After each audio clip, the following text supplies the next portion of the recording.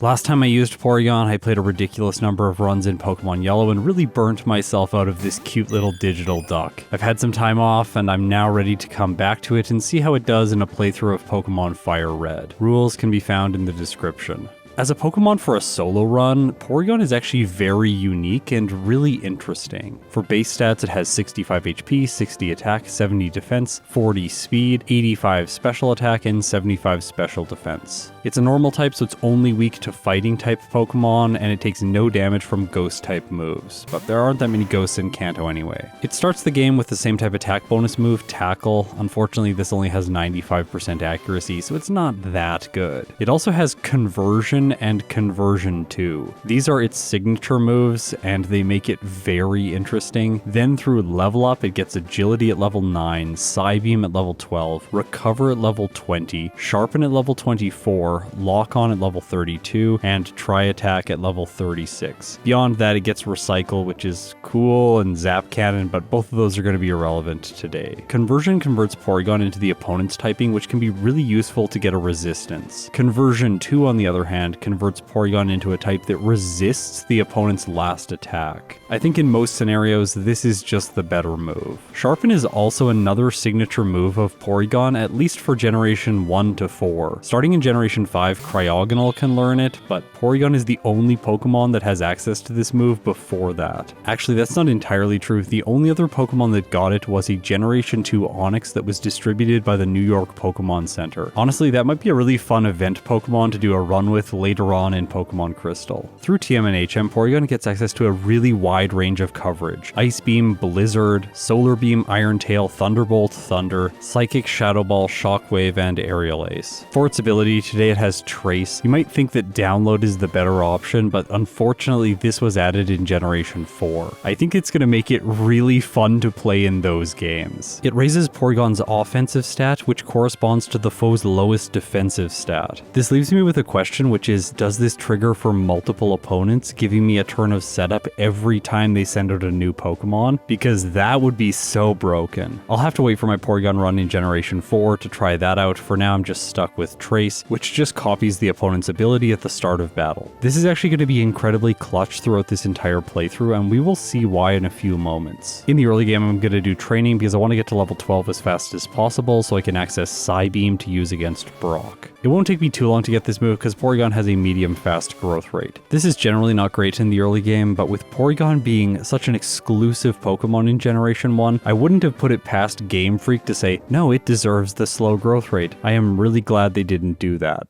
I start my training on Route 22, where I face the optional rival battle at only level 6. I figured this was going to be possible because I have access to Conversion 2, so I can get myself a resistance right at the start of the battle. Wait, actually before that, Trace activates and steals Pidgey's Keen Eye, meaning my Porygon can no longer have its accuracy lowered. From there, I begin using Conversion 2. Unfortunately, it fails on the first turn because Pidgey's Tackle missed. That's a little bit annoying. I try it again. After taking damage from Tackle, I convert into the Rock type, which has resistance to normal type moves, meaning both the Pidgey and the Charmander are not going to do very much damage. That said, my tackles are also not doing very much because Porygon is only level 6, and as a result I do take a loss here against his first Pokemon. That didn't go how I thought it was going to. Instead, I'll go to the forest and fight trainers here to level up a bit before coming back and facing the rival again. After the first 3 bug catchers, Porygon levels up to level 9, and I head back to face the rival. Now, one thing I didn't know about Conversion 2 is that it doesn't just give you a resistance. Sometimes it converts you into a typing that is immune to the opponent's attacks. In this case, I get the Ghost typing, meaning they can no longer hit me, and because of that, Porygon instantly wins. If I had known this was a possibility, I might have tried a few more times at level 6 to try to get the immunity, but that might have wasted more time overall. Either way, I defeat the rival, and now I head through the rest of Viridian Forest, defeating the remaining trainers there.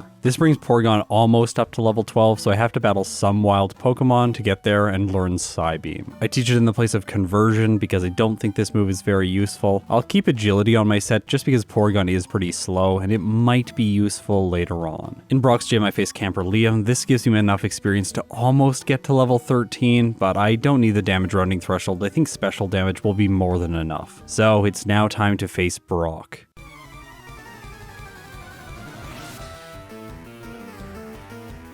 Since Porygon isn't getting the same type attack bonus with Psybeam, after attacking on turn 1 and doing more than half to the Geodude, I can use Conversion 2 on the second turn to get a resistance against normal type moves. And this time I luck out with the Steel type, meaning I resist all 3 of Onix's moves. I finish off the Geodude, level up to 13, Brock sends in his Ace, it goes for Bind, doing a single point of damage. The subsequent damage on every turn is going to be more than this. Then Onix misses its next tackle, I hit with Psybeam, bringing it down to a sliver of health, inflict Confusion. This causes the Onix to hit itself, and with that Brock is defeated. Having the Boulder Badge gives me a 10% boost to my attack stat, which is nice, but not immediately useful because mostly I want to be using Psybeam. Before Route 3, I remember to buy my Repels, this is a habit now, and then I almost defeat the minimum number of trainers, being caught by the Jigglypuff last just before the cave. Luckily in FireRed, she's nowhere near as scary as she is in Generation 1. Outside the Pokemon Center, I pick up the Persimberry, which is useful for Misty, and then inside the cave, I grab myself the rare candy. I'm also going to do a little bit of additional training here because Misty is coming up and I don't have a great solution for her. Porygon can learn Thief, which would give it super effective damage against Misty's Starmie, but the water type doesn't have a held item, so it's not going to be fantastic. Also, Starmie loves to use Recover in this game, and that can really make the fight difficult if you're not doing enough damage. With that said, Porygon is going to be able to use the same tactic because my goal is to get to level 20 before I face her. At the end of the cave, when defeating the Super Nerd, I am level 19. Of course, I'm going to pick up the Dome Fossil. This is just the correct choice. After that, I make my way into Cerulean City, facing the trainers in her gym, which brings Porygon up to level 20 where I can learn Recover. The choice of which move to delete here is a little bit tricky. Getting rid of Psybeam is a bad choice. Getting rid of Tackle means I only have Psychic moves. There aren't any Dark Pokemon in FireRed, so this could be possible, but in the end, I decide to let go of Agility because I just don't think it's going to be that useful. I got a little bit too excited here now that I have Recover, and I talk to Misty right away for getting the Persimberry. I really hope that I'm not going to get punished for that.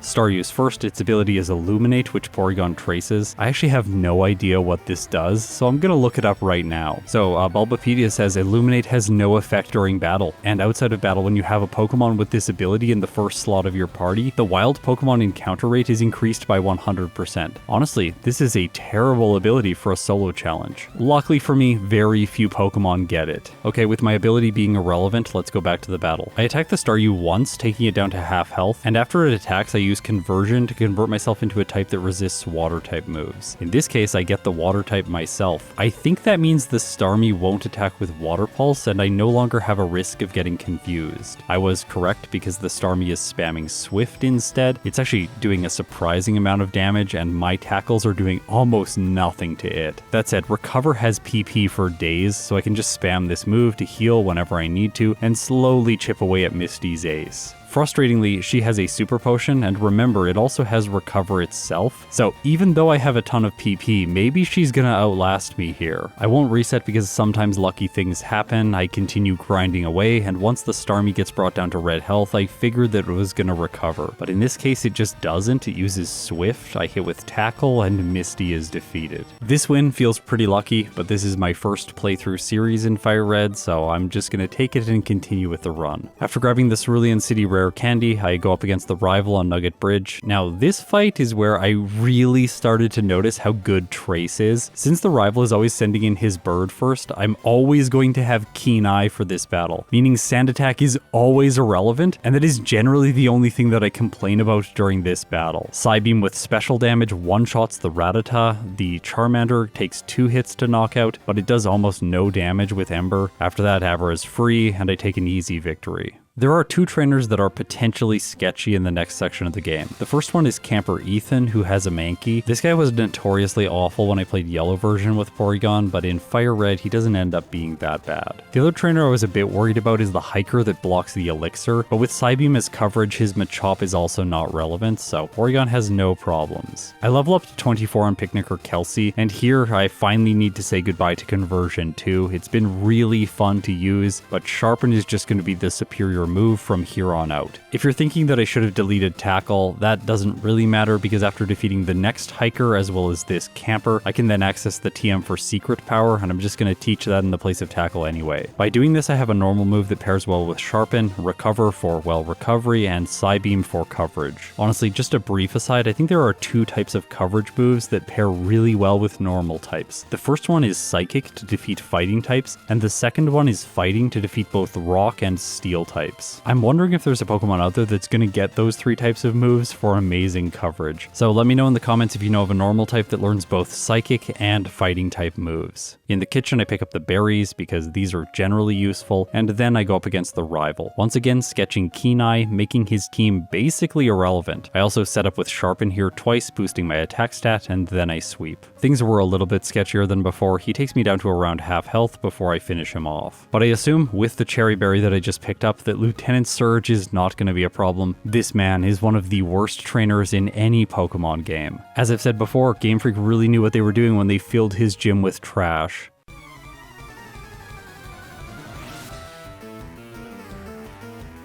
Voltorb is first, so Porygon traces its soundproof, and I thought this was relevant because now I shouldn't be able to be hit by Sonic Boom. At least that's what I was thinking, because right away the Voltorb hits me with Sonic Boom. Okay, pause. I had to go and look this up because I figured that Sonic Boom was a sound type move, but it is in fact not. To further my research, I searched Sonic Dictionary in Google, and it says denoting, relating to, or of the nature of sound or sound waves. I thought something maybe was getting lost in translation here, like in Japanese, maybe it doesn't mean Sonic Boom, but no, it does mean exactly Sonic Boom. So I have no idea what's going on here. This is a very strange interaction. Knowing that Porygon is vulnerable to Sonic Boom, let's continue with the battle and see how it does. I figured that the Voltorb was kind of trash anyways, so I'm going to set up with Sharpen to boost my attack stat. After all, I can do this until I burn my Cherry Berry because I can use Recover to heal anytime the Voltorb brings me to low health. And the previous sentence that I just said is related to Watson because his Voltorb has Spark, which can paralyze, but Surge's has Shockwave, so it can't.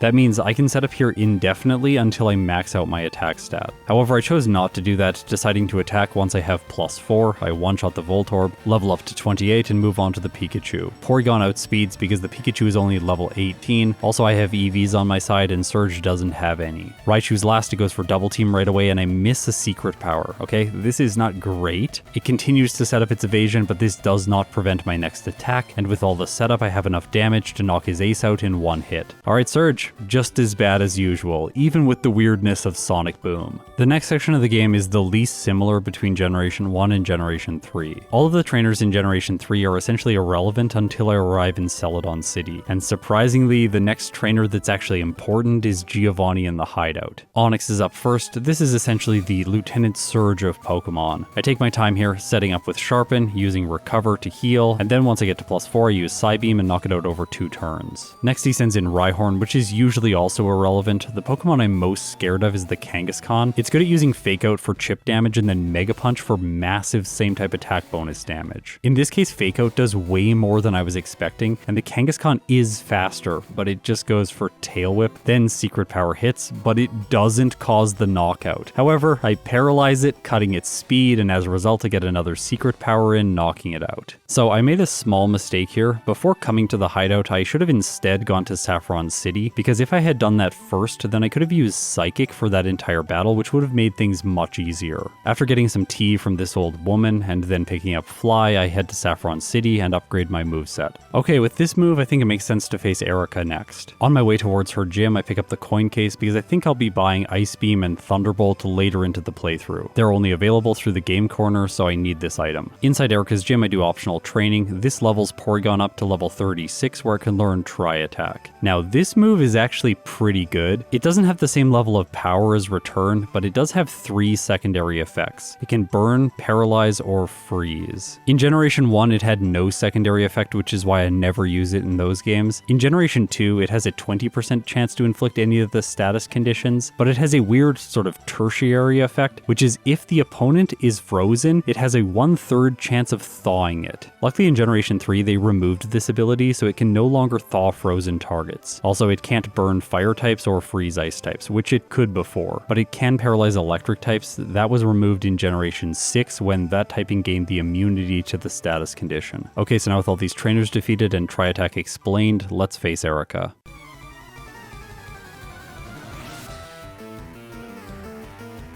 Okay, so this battle is really simple. I can just spam Psychic, one hit on the Victory Bell, Tangle is next. I also one hit it because it's at a very low level. That leaves only the Vileplume. I go for Psychic again, it just barely doesn't get the knockout, but her Pokemon misses Stun Spore. She uses a Hyper Potion, I take it back down to red health and finish it off with Tri-Attack. The Pokemon Tower rival is next. I trace Keeneye. This is so satisfying. It actually makes the Pidgeotto really bad. I can just set up here to +2, but I don't want to push it to +3 because then the AI will see that I have setup and try to use Whirlwind to switch my Pokemon out. I take his lead out with Tri-Attack, move on to the Gyarados, which intimidates me. This is another benefit of having Sharpen. When I get hit by Intimidate, it doesn't matter that much. Tri-Attack still one hits, and it continues its spree on the Execute. I don't have to worry about Hypnosis, so that's great. Of course, Kadabra's very frail, it goes down, and the Charmeleon is no different. That's another very easy rival battle. When I sat down to play Porygon, I wasn't expecting it to do exceptionally well, but it really is just crushing the game. Okay, we have some downtime now because there's a lot of overworld stuff that I have to take care of. While this is playing out, I want to talk about my moveset and my choices around keeping Tri-Attack at this stage of the game. First of all, it is a decent normal type move, and with the same type attack bonus, it has an effective power of 120. The secondary effect is fantastic, like I already described, and I only have access to one return TM throughout this entire playthrough. Right now with my friendship just above 215, return's base power is around 85, which is better than Tri-Attack, but I don't want to teach it now. I figured that Sharpen can make up for the lower base power of Tri-Attack, and I can save return for later on. That way I have a more flexible moveset throughout the mid and late game. Perhaps I delete Tri-Attack, teaching Thunderbolt in its place, then maybe teach Ice Beam in that move's place, and then I can teach Return over those moves for like the final trainer of the game if I feel that that's the best strategy. Having this strategical flexibility is great in a first playthrough when you're not really sure what the main threats you're going to come up against are. In many playthroughs I have found myself stuck against an opponent wishing that I had kept a move from earlier on in the playthrough, so using Tri-Attack is the way that I'm giving myself a little bit of insurance for later into the run. On Cycling Road I do some additional training just to level up a little bit more. There's some fantastic trainers here. I complete the Safari Zone next, and then I go to Koga's gym because I have a Psychic type move. I do a little bit of training here, and while we're fighting the Tamer who has great experience yields, I'll mention the fact that I didn't go for Substitute right away. Like Return, it's only available once in a playthrough, so if I delete it, I will not be able to get it back. Plus my moveset is quite constrained. I think if I gave up a move, I would give up Psychic, but Tri-Attack can't hit Ghost Pokemon, so I want to hold on to Psychic for Agatha. Then if I wanted Substitute, I would have to delete either Tri-Attack, Sharpen, or Recover, but I also want to keep these three moves. So let's see if Porygon can defeat the Poison-type Specialist without having access to the best move in Generation 3.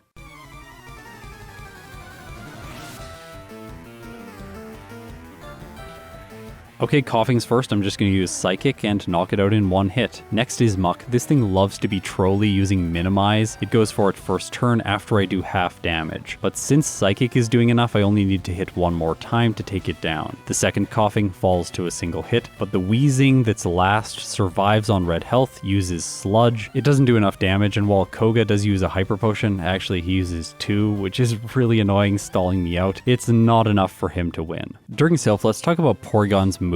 I think there are potentially two different ways to play this thing in the mid game. You can either go for a blended set or maybe even a purely physical set utilizing Aerial Ace for ghost type Pokemon, or I could go for a purely special set using either Recover or Substitute. The reason I chose to go for this is because it's a little bit less money intensive, generally the case that you can only buy one TM from the game corner after you've defeated about Koga. If you really save money and sell all of your items, sometimes you can get one of these before Erika, at least I assume that's the case. I generally don't plan for that. Typically, I'm buying these items around Blaine or Giovanni once I've accumulated enough money naturally. Getting 2 of them is actually quite challenging in a single playthrough, at least early on, so that's why I leaned away from the special set. I have one sketchy battle here in Silph where I get paralyzed against this Scientist Taylor, who has 5 Pokemon. In the end, Recover comes through for me, I'm able to heal enough and eventually win. I train Porygon until it reaches level 46, and then I decided to face the rival. Typically, I like to go into this fight around level 50 in Generation 3, but I think I can do it at this level because Sharpen and Recover can make up for levels. Pidgeot is first, thank you so much for the keen eye. The interaction that happens next is a little bit weird. I start setting up with Sharpen, it uses Feather Dance, but then I can just continue using Sharpen to boost my attack back into the plus stage modifiers, because apparently after using Feather Dance once, it just doesn't want to use this move anymore, instead prioritizing Wing Attack. After taking damage, I use Recover to heal. I only go to +2 so that it doesn't whirlwind me out, and then I take his flying type out with 2 hits. Gyarados is next. It's honestly not that good in this fight. Its best move is probably Dragon Rage, so I take my time here setting up with Sharpen and using Recover to heal. I go all the way to +6 and then I knock it out with Tri Attack. The reason I did so much setup is because Charizard is next and it has good moves, Flamethrower and Wing Attack. It also outspeeds using Wing Attack, which is less powerful than Flamethrower. It does less than half. Okay, from there I clean up the Execute in a single hit and all that's left is Alakazam. But this thing is completely useless in this battle because it only has Future Sight. So Rival 5 is defeated.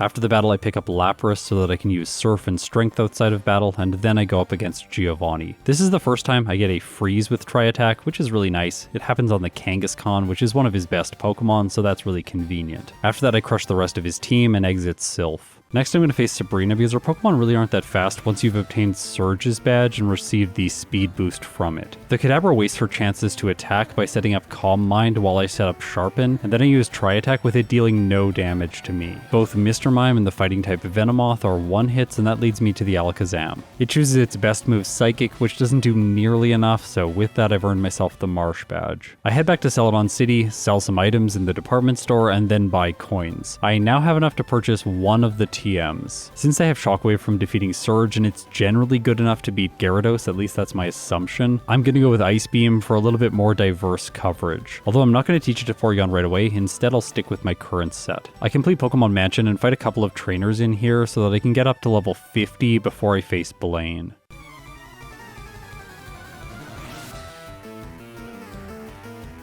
His first Pokemon is Growlithe, and this thing is terrible, although it does no Roar, so I can't set up indefinitely against it, but Fire Blast isn't doing enough damage, so I can just use Recover every time it hits me. I guess the loss condition here is if it gets a burn, but it doesn't. I go to +2 with Sharpen, and then I use Tri Attack to knock it out. The Ponyta that's next does not have Roar, so I'm going to take more time here to continue my setup. This lets Porygon go all the way to +5 before I take on his fully evolved Pokemon. Rapidash is of course faster, but Fire Blast isn't doing much damage. Tri Attack gets the 1-hit. Arcanine follows, it brings my attack down to +4, and then it hits with an absolutely massive Fire Blast, but Porygon survives with 9 hit points. That allows me to hit a Tri Attack, and I was really worried this wasn't going to do enough damage. And in the end, it comes through for me, knocking the Arcanine out. Outside of the Cinnabar Gym, I have to say no to Bill. I'll come back and do this section of the game later, once I've defeated the League. For now in my FireRed series, I am clocking in after I beat the first champion. Later on when I update this series and include the second League in every run, then I'll be doing this portion of the game right after Blaine to get experience before proceeding with the Giovanni. Okay, Cool Trainer Warren's coming up next.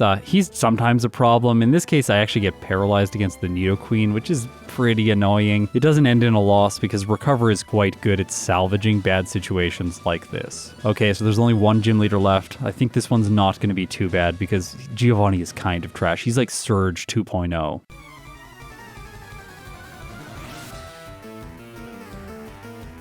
Rhyhorn is his first Pokemon, Psychic one-shots, he sends in Nidoqueen next. I'm just barely not getting the one-shot on this thing, but that does mean I'm going to one-hit the Nidoking because it has lower defensive stats. Dugtrio moves first, hitting with Earthquake, but I still have half health for the final Rhyhorn, which survives and uses Scary Face. Even with -2 speed and using a Porygon, which is not known for its speed, I am still faster than the Rhyhorn, so Porygon pulls through with a victory even though Giovanni gets annoying with a Hyper Potion. Okay, quite frankly, nothing has been slowing Porygon down. For Rival 6, I'm going to set up on the Pidgeot with Sharpen, and then knock it out once I get to +2. It doesn't know Whirlwind here, so maybe I should have set up a little bit more. Also, Tri Attack burns the bird, so it's on a timer, and I can use Recover one time before it goes down. Psychic one-shots the Rhyhorn, Tri Attack one-hits the Execute, and Alakazam comes in missing with Disable, falling to a single hit. Okay, I get Intimidated down to +1 attack. I can use Sharpen again. This was a really good choice because the Gyarados just goes for Rain Dance. Then it uses Leer not once, once, but twice in a row instead of Hydro Pump, and while I don't knock it out with Tri-Attack, I do get the freeze. Blue does not try to save it with a healing item, and that leads to his last Pokemon, Charizard. Alright, looks like the sweep is going to continue. After all, I have Rain on my side for the fire type. And then it goes for Wing Attack, which gets a critical hit, dealing massive damage, and my Tri-Attack with +3 attack does not do enough to knock his ace out. As a result, with it outspeeding, Porygon faints and gets its second reset. I think it's interesting that both the resets I've got in this run have been on Route 22 against the rival. Okay, so the solution here is really simple. I should just set up to full on the Pidgeot and then knock it out, but I didn't figure that out, although I do figure out the fact that I need to set up more against the Gyarados. This time I go all the way to +5. I just need to stall here with Recover until the rain fades or Hydro Pump misses or doesn't do enough damage. Then I knock the Gyarados out, move on to the Charizard. I can survive its hit, and with +5, Tri-Attack has enough damage. In Victory Road, I fight two trainers, Cool Trainer Naomi and Black Belt Daisuke, and I'm sure that I pronounced that wrong. I'm really sorry. This brings Porygon up to level 55, and to this point in the playthrough, I've collected a total of 11 rare candies. I'm going to use 10 of them right now to boost myself up to level 65 before I try Lorelei.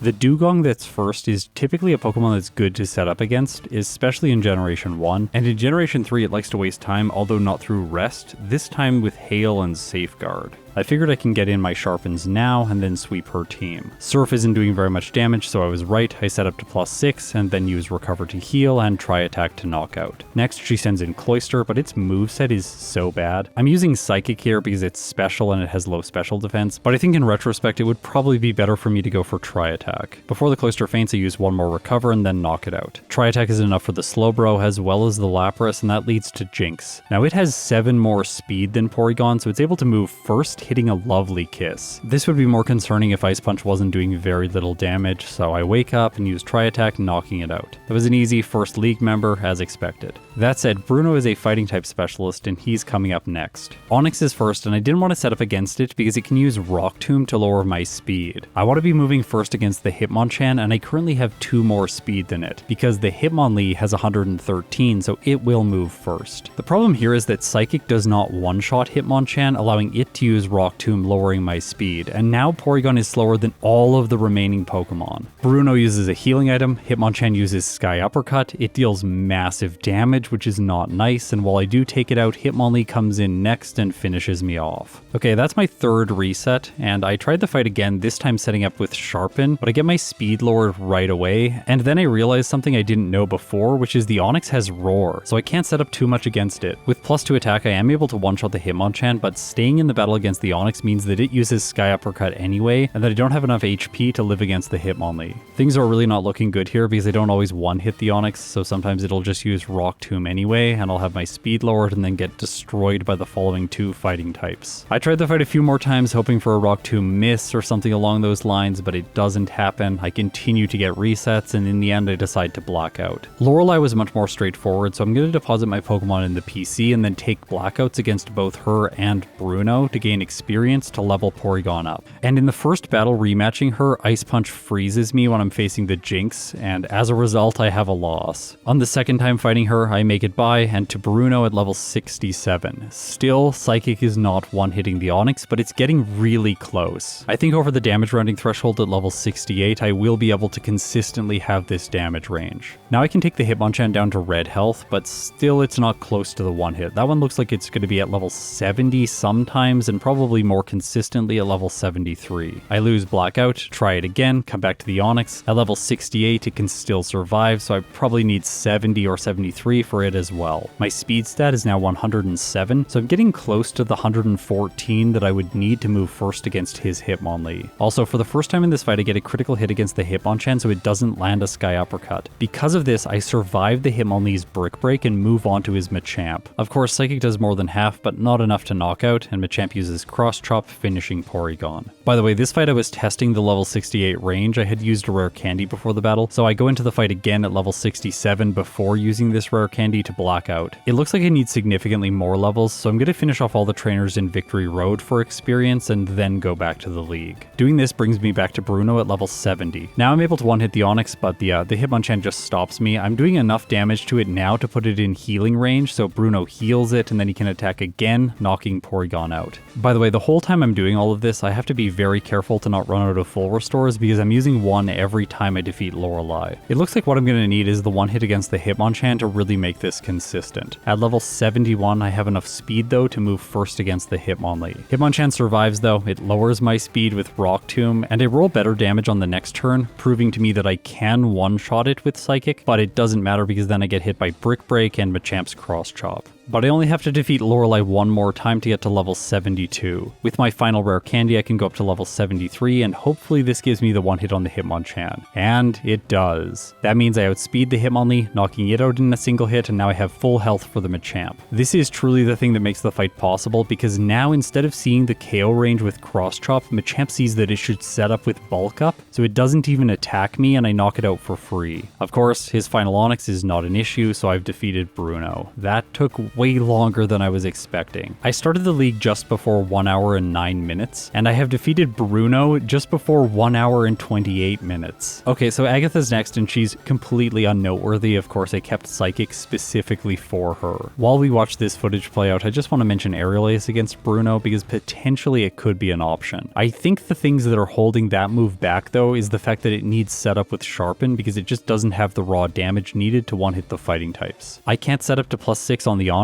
because it has Roar, and it's going to use Rock Tomb to lower my speed. That means the Hitmonchan, Hitmonlee, and Machamp will move first regardless of my level. In the end, after considering both strategies in post, I think that I went with the right choice. After all, Psychic is fantastic for Agatha. Okay, so Lance is next, and I could teach Ice Beam for this one, but I decided to try it just keeping my current set. I can set up Sharpen on the Gyarados because its moves are not very good. If he uses Hyper Beam, it's going to take 2 turns, Dragon Rage doesn't do much damage, and Twister is complete trash. Also, Bite can't flinch me because my Porygon is faster. I go all the way to +6 because I want to ensure that I have enough damage against the Aerodactyl, which resists Tri-Attack, and then I start my sweep. Gyarados goes down, next Lance sends in Aerodactyl. I think the Tri-Attack is going to do more damage here despite being resisted, and it doesn't matter either way because it's enough to knock out. From there he sends in his Ace Dragonite, Tri-Attack 1 hits, and I easily clean up the 2 Dragonairs. Okay, so the league was bumpy, especially at Bruno, but after that things have been fairly straightforward. It is now time to take on the champion.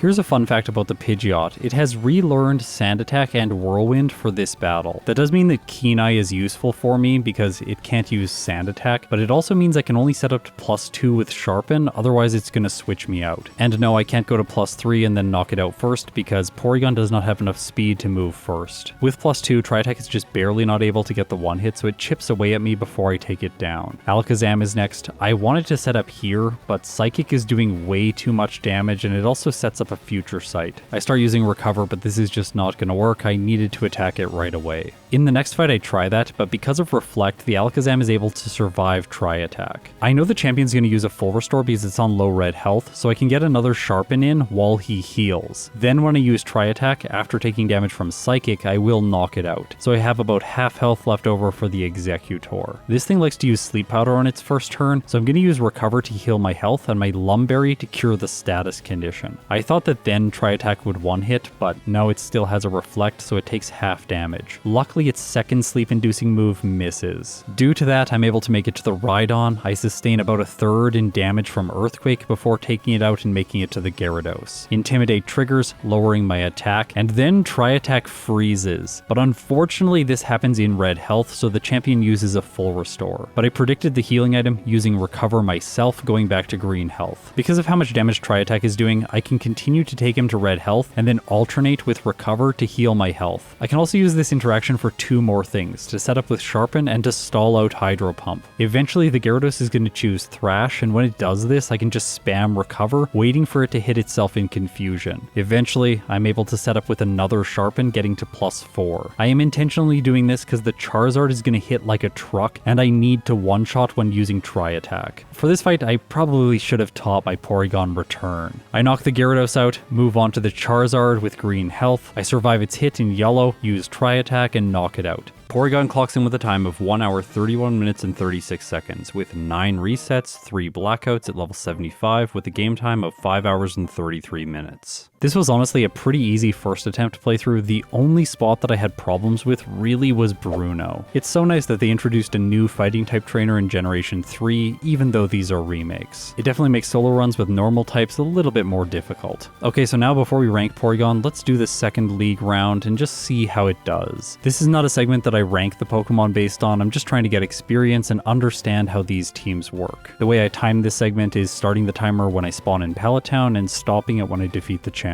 Of course, I'm going to do the standard stuff like complete the Sevi Islands plotline, as well as grabbing the leftovers, because this is undoubtedly the best held item in the late game of FireRed. Unfortunately for Porygon, it doesn't really get any good tutor moves that it couldn't already access. But I do think that I want to change its move setup at least at some point during the league, so I head back to the game corner and purchase myself the TM for Thunderbolt. I'm going to see if I can beat Lorelei without it at the beginning of the battle. I didn't know it last time, but I'm actually tracing Thick Fat, which is useful against Ice-type moves for Porygon. Also, this Dugong just loves to spam Double Team, and while that is annoying, eventually I hit with Tri-Attack after setting up to +6 and knock it out. From there, I go on a Tri-Attack spree, sweeping her entire team until the Jinx, which again puts me to sleep. There is no way that I'm going to outspeed this thing. It has 150 speed, and Porygon only has 126. But sleep is not nearly as good as it is in Generation 1, so once Porygon wakes up, I win. Okay, so I have to face Bruno again, and he's actually a lot better in this second fight because his Onixes have evolved into Steelix, which are much better. Also, his movesets are kind of broken. The Steelix has Rock Tomb, the Hitmonchan still has Sky Uppercut, but the Hitmonlee does not have a fighting type move, so I guess that's good. I tried the first fight setting up with Sharpen, hoping like maybe that would work, but in the end I decided against this and just reset quickly. I'm going to teach Ice Beam now in the place of Sharpen, because once I let go of the setup move, then I can also teach Thunderbolt later on. Using the Ice-type move, I can two-shot the Steelix, move on to the Hitmonchan, and use Psychic against it. Okay, I'm not one-hitting, so it's able to do damage to me before fainting. Next, he sends in Machamp. Okay, I have green health, maybe I'll survive a cross-chop, but the answer is no. I end up winning this fight in the most disappointing way possible. I crit the Hitmonchan in my next battle. Because of that, I survive the Machamp's cross chop, knock it out, and then the Hitmonlee misses Mega Kick. He uses full restore, and I crit, knocking it out. Okay, I'm gonna use Recover for the Steelix and then two-shot with Ice Beam, and that's that. Porygon definitely didn't deserve that. Now, I've kept Psychic all the way to Agatha, so I can use this against the majority of her team. Most of them are 2-hits, just because apparently Porygon isn't leveled enough. By this time, its kind of mid-range stats are just not doing very well. Either way, though, I move on from Agatha to Lance. Now note that when I fought Bruno for the second time, I did not teach over Sharpen, so I've kept it to this point. And Psychic is typically not useful past Lance, so I'm going to continue to keep Sharpen so that I can have return for the champion. So I'll teach Thunderbolt in the place of Psychic now. For the fight against Lance, without Substitute, I should have anticipated that the Gyarados was going to get a Thunder Wave in. I thought I might outspeed, but no, it has 136 speed, so Porygon moves second and gets paralyzed. Still, I have Recover, so this gives me some play in the fight. I 3-hit the Kingdra, it takes me down to about half, and then on the Dragonite, I use Recover to heal as much as possible, and then strike back with Ice Beam, knocking it out. Aerodactyl does a little bit of damage and gets crit by Ice Beam, leading to the last Dragonite, and it's not a problem because I have Ice Beam, so Recover was enough even despite the status condition. I collected 2 rare candies in the Sevi Islands, so I'm going to use them now to boost Porygon up to level 84. This is it, the final battle.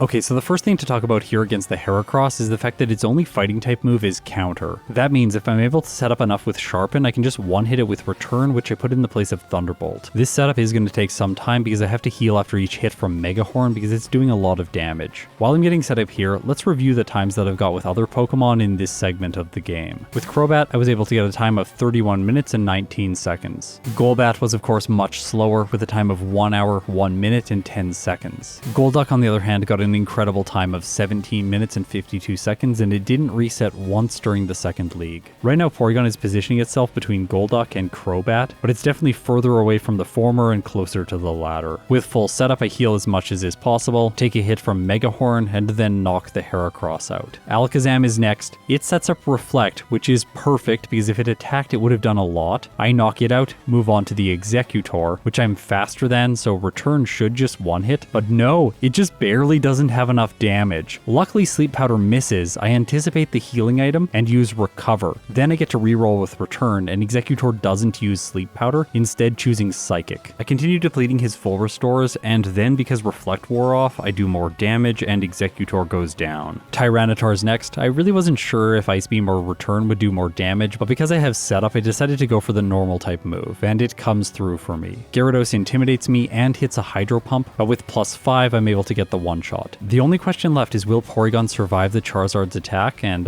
we'll never know because Fire Blast just misses, Return hits, and with that I've defeated the champion. Porygon's league rematch time is 27 minutes and 16 seconds with 2 resets at level 84 with a game time of 7 hours and 14 minutes. Honestly, I don't think it really earned this second league attempt time. It probably should have done a little bit worse. I got lucky against Bruno, and I also got lucky against the champion. To me, it really does feel like Porygon falls off by the time it gets to the late game. When I arrived at Bruno, I really started noticing it, but before that, it is a fantastic Pokemon. Thank you so much to everyone who supports me on Patreon or through YouTube memberships. If you want some exclusive content, I suggest checking it out. You can click the join button below on YouTube or click on my Patreon link in the description.